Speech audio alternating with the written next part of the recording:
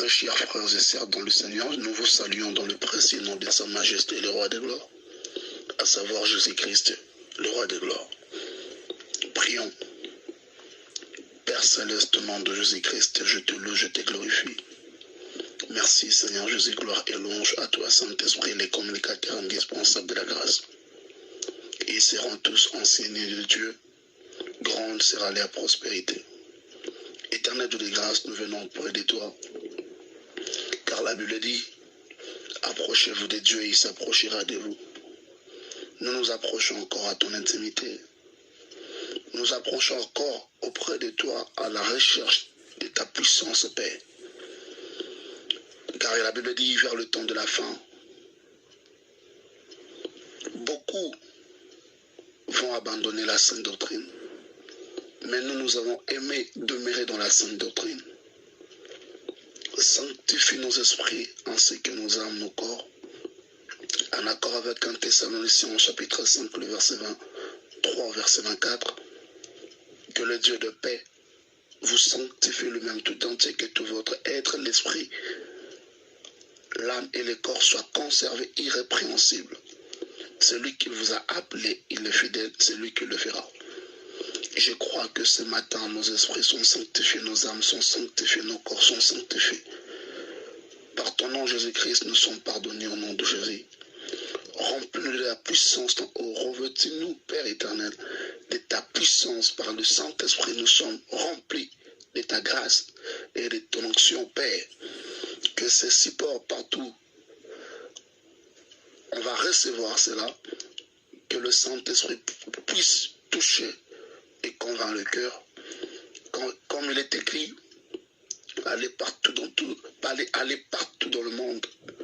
Faites-les toutes les nations, les disciples, en les baptisant au nom du Père, du Fils et du Saint-Esprit, et enseignez-leur à garder tout ce que je vous ai prescrit.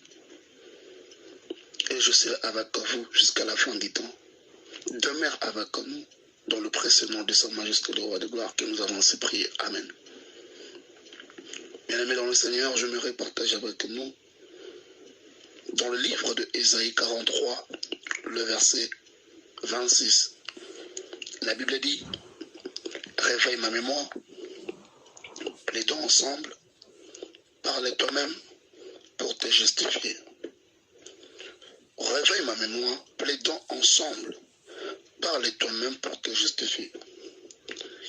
Il y a beaucoup des enfants de Dieu, lorsque le problème arrive dans leur vie, il y a beaucoup de peuples d'Élohim, lorsque le vent et tempêtes soufflent dans leur vie, ils oublient à réveiller la mémoire de Dieu.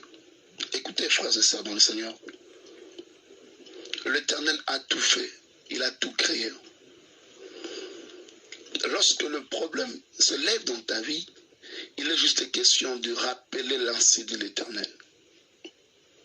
Beaucoup de gens, beaucoup des enfants de Dieu veulent se confier aux hommes au lieu de se confier à l'insu de l'Éternel. La prophétie par excellence, c'est la parole de Dieu. La mémoire de Dieu, c'est sa parole. Lorsque rien ne va dans ta vie, il est question de réveiller la mémoire de Dieu. Quand tout va mal dans ta vie, il est question de réveiller la mémoire de Dieu. Vous savez, j'aime bien le livre de Job. Quand on parle de l'histoire de Job, sa propre femme lui dit d'insulter Dieu. Mais Job a refusé. Pourquoi? Parce que la parole de Dieu était en lui. Jusqu'au point qu'il dira, l'Éternel a donné, l'Éternel a repris, que son nom soit glorifié. Et il voit même, il dira encore que mon Rédempteur est vivant et il se lèvera le dernier. Vous savez, dans la vie de cet homme, Job, le vent avait soufflé. Il avait perdu tous ses biens. Il avait perdu ses enfants. Et tout ce qu'il avait perdu, il avait quelque chose qu'il n'avait pas perdu. C'était la confiance à la parole de Dieu. Vous savez, l'ennemi va faire de tout son mieux pour t'empêcher à ne pas rester fidèle à la promesse de Dieu. L'ennemi va te faire oublier l'ainsi de l'Éternel. jusqu'au point que tu commences à oublier, voire même tu commences à oublier les promesses de Dieu dans ta vie. Pourquoi? Parce que tu n'arrives pas à relever la mémoire de Dieu. Quand tout va mal, même dans ton travail, il est question de réveiller la mémoire de Dieu. Même quand tout va mal dans ta maison, il est juste question de réveiller la mémoire de Dieu.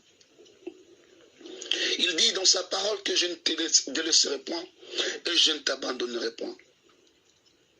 Il y a des gens dans la Bible, lorsque tout allait mal, ils ont fait appel à l'Éternel. Remarquez bien, lorsque les enfants d'Israël commençaient à crier à Moïse, il était mieux pour nous de rester en Égypte que de venir ici pour souffrir. Mais Moïse connaissait que l'Éternel avait promis d'accorder la délivrance à son peuple. Il ne pouvait que réveiller la mémoire de Dieu. Il parla à son Dieu et l'Éternel dit à Moïse, pourquoi ce peuple crie? Je suis venu dire à quelqu'un, lorsque tout va mal dans ta vie, ne commence pas premièrement à attaquer les gens, ne commence pas premièrement à chercher les démons, ne commence pas premièrement à chercher quoi que ce soit. Parfois dans la vie, il faut faire un examen de conscience. Est-ce que cette situation que tu traverses ne vient pas carrément de toi-même? Si ça ne vient pas carrément de toi, est-ce que ça ne vient pas de l'ennemi? Si ça ne vient pas de l'ennemi, est-ce que ce n'est pas Dieu qui a permis que tu traverses cette épreuve, parce que derrière cette épreuve, il a caché aussi une gloire à l'intérieur. Vous savez, la Bible dit que Dieu ne peut tenter personne, il ne tente personne. Dieu peut nous mettre dans l'épreuve, mais dans chaque épreuve, il réserve une gloire cachée à l'intérieur. Voilà pourquoi, à la croix, notre Seigneur Jésus-Christ, il dira, Père, entre tes mains, je remets mon esprit et tout est accompli. Je dis à quelqu'un, Jésus a tout accompli pour toi. Il n'a rien laissé. Il a tout achevé. Il est allé jusqu'au plus profond afin de ramener les captifs. Je dis à quelqu'un, sur ton problème, fais confiance à Dieu. Sur ce qui te dérange, sur ce qui ne marche pas dans votre foyer, réveille la mémoire de Dieu. Lorsque la barque était en train de couler, la barque voulait couler, les apôtres, ayant vu que la tempête était tellement si forte, Pierre est allé réveiller Jésus. Aujourd'hui, ce matin, la tempête qui a soufflé, j'aimerais te dire, réveille Jésus-Christ. Il ne dort pas, il ne sommeille pas. Parfois, il veut voir ton attitude. Réveille la parole de Dieu. Réveille l'ainsi de l'Éternel. Réveille la mémoire de Dieu. La mémoire de Dieu, c'est la parole de Dieu. Lorsque tu réveilles Dieu dans sa mémoire, il vient intervenir. Voilà pourquoi il a dit encore dans Ésaïe 54, le verset 14, le verset 17. Il dit, tu seras affermi par ma justice. Donc nous serons affermis par la justice de Dieu. Bannis l'inquiétude car la frère ne s'approchera pas de toi. Et si l'on forme de complot contre toi, cela ne vient pas de Dieu. Et je me dire à quelqu'un, toute arme forgée contre toi sera annulée sans effet. C'était là votre humble frère, le missionnaire, l'esclave du Seigneur Jésus-Christ, Jonathan Mukendi, apostolo. Que le Seigneur vous bénisse. Shalom. Tout accompli.